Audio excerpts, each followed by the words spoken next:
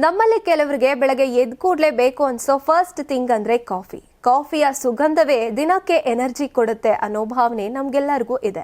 ಕಾಫಿಯಲ್ಲಿ ಇರುವಂತಹ ಕೆಫೈನ್ ನಮ್ಮ ಮೆದುಳಿಗೆ ಜಾಗೃತಿಯನ್ನ ನೀಡುತ್ತೆ ಮತ್ತೆ ಕೆಲಸದ ಪರ್ಫಾರ್ಮೆನ್ಸ್ ಅನ್ನ ಹೆಚ್ಚು ಮಾಡುತ್ತೆ. ಆದ್ರೆ ಹೆಚ್ಚು ಕಾಫಿ ಕುಡಿಯೋದ್ರಿಂದ ಹೆಲ್ತ್, ಮೈಂಡ್ ಹಾಗೇನೆ ಬ್ಯೂಟಿ ಮೇಲೆ ಹಲವಾರು ನೆಗೆಟಿವ್ ಎಫೆಕ್ಟ್ಸ್ ಅನ್ನ ಉಂಟು ಮಾಡುತ್ತೆ.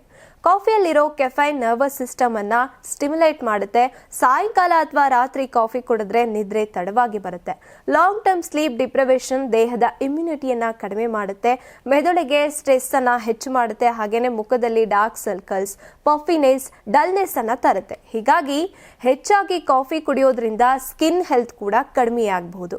ಹೆಚ್ಚು ಕಾಫಿ ಕನ್ಸೂಮ್ಷನ್ ಹಾರ್ಟ್ ರೇಟ್ ಅನ್ನ ಹೆಚ್ಚು ಮಾಡುತ್ತೆ. ಕೆಲವರಿಗೆ ಹಾರ್ಟ್ ರಿದಮ್ ಅಸ್ಥಿರ ಆಗುತ್ತೆ. ಇನ್ನು ಹೊಟ್ಟೆಯಲ್ಲಿ ಆಸಿಡ್ ಹೆಚ್ಚಾಗಿ ಗ್ಯಾಸ್ಟ್ರಿಕ್ ನಂತಹ ಸಮಸ್ಯೆಗಳಿಗೆ ಉಂಟು ಮಾಡುತ್ತೆ. ಡಿಹೈಡ್ರೇಷನ್ ಕೂಡ ಬರುತ್ತೆ. ಇದರಿಂದ ಸ್ಕಿನ್ ಡ್ರೈ ಆಗಿ ಅರ್ಲಿ ಏಜಿಂಗ್ ಆಗೇನೆ ಫೈನ್ ಲೈನ್ಸ್ ಕಾಣಿಸಬಹುದು. ಅತಿಯಾದ ಕೆಫೈನ್ ಕನ್ಸೂಮ್ಷನ್ ಮೆಂಟಲ್ ಹೆಲ್ತ್ ಮೇಲೆ ಕೂಡ ಪರಿಣಾಮ ಬೀರುತ್ತೆ. ಆಂಗ್ಸೈಟಿ, ರೆಸ್ಟ್ಲೆಸ್ನೆಸ್, ಇರಿಟಬಿಲಿಟಿ ಕೂಡ ಹೆಚ್ಚಾಗುತ್ತೆ. ಇನ್ನು ಮಕ್ಕಳು ಹೆಚ್ಚು ಕಾಫಿ ಕುಡಿಯೋದ್ರಿಂದ ಗ್ರೋತ್ ಸ್ಲೋ ಡೌನ್ ಆಗುತ್ತೆ.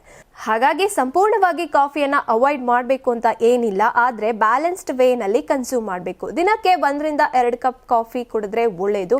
ಅದಕ್ಕಿಂತ ಹೆಚ್ಚಾದ್ರೆ ಕಷ್ಟ ಆಗುತ್ತೆ. ಇನ್ನು ಈವ್ನಿಂಗ್ ಟೈಮ್ ಕುಡಿಯೋದನ್ನ ಆದಷ್ಟು ಅವಾಯ್ಡ್ ಮಾಡಬೇಕು. ಸರಿಯಾದ ಪ್ರಮಾಣದಲ್ಲಿ ಕಾಫಿ ಸೇವನೆಯಿಂದ ಎನರ್ಜಿ ಸಿಗುತ್ತೆ, ಕಾನ್ಸಂಟ್ರೇಷನ್ ಹೆಚ್ಚಾಗುತ್ತೆ. ಆದ್ರೆ ಓವರ್ ಡೋಸ್ ಮಾಡಿದ್ರೆ ಹೆಲ್ತ್, ಮೈಂಡ್ ಹಾಗೇನೆ ನಿಮ್ಮ ಬ್ಯೂಟಿ ಮೇಲೆ ಕೂಡ ಪರಿಣಾಮ ಬೀರುತ್ತೆ.